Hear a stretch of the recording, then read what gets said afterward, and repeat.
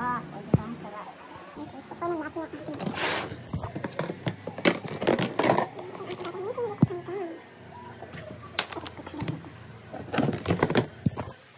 kunin natin ang ating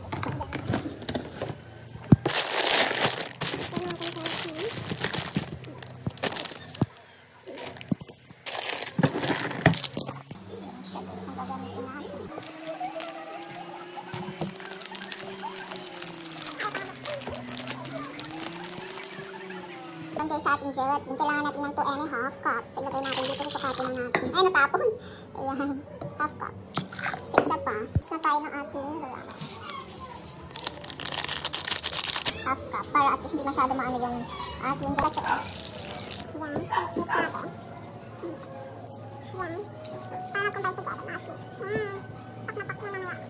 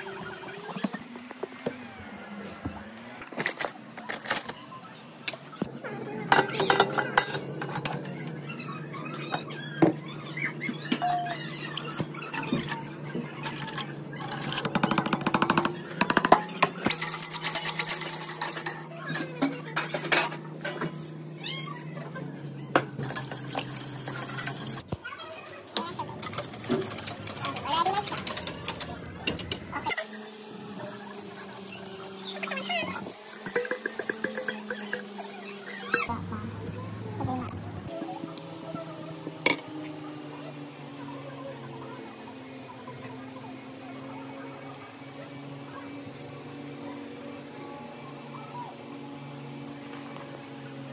Wait lang moment. Wait lang po. Dapat sila ni mami pa.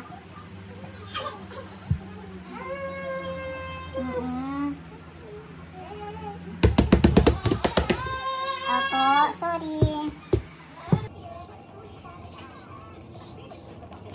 Charan! Yan siya mga sisi. Blue fudgy porn.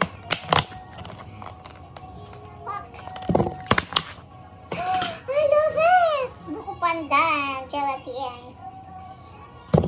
Guys, marami siyang cheese. Ayan, kumagalaw-galaw pa siya ng bang-bang. So, yung fudgy bar sa ilalim, oh. Nakita ko lang dito sa alam niyo na, marami akong inagaya-gayahan. So, slice natin hanggang ilagay. Dito, para makikita niyo. Pa natin kung anong lasa, kasi very affordable. Fudgy bar yung ginamit ko dito. Hatiin lang natin ng dalawa. Kuha tayo ng isa. Pak, ganun. Ano siya lang sis? Yummy!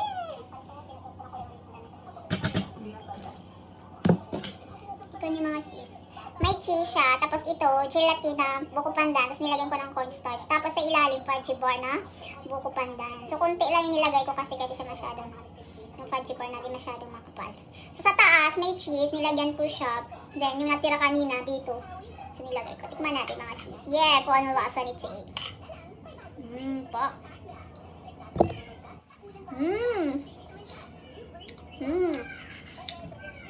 Hindi siya nakaka-umay to sis kasi nilagyan ko ng asin para diba, yung lasa niya, hindi talaga siya totally sweet na sweet. So, perfect talaga siya. Okay, talaga to. Okay na okay.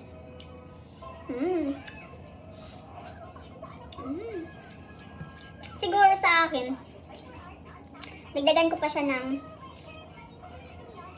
egg sa next time para maiba naman yung ano ko. Marami? Sarap. Love it. So, try nyo rin ito mga sis. Tatlo yung ingredients niya. Yung condensed na buko pandan, gelatin na buko pandan, ganun. Nilagyan ko lang siya ng cornstarch.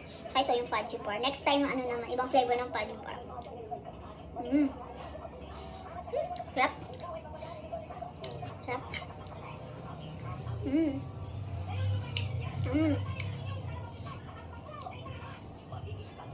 Sarap may cheese. Sarap. Okay na okay ito mga cheese eh. That's all for today's video. Thank you for watching.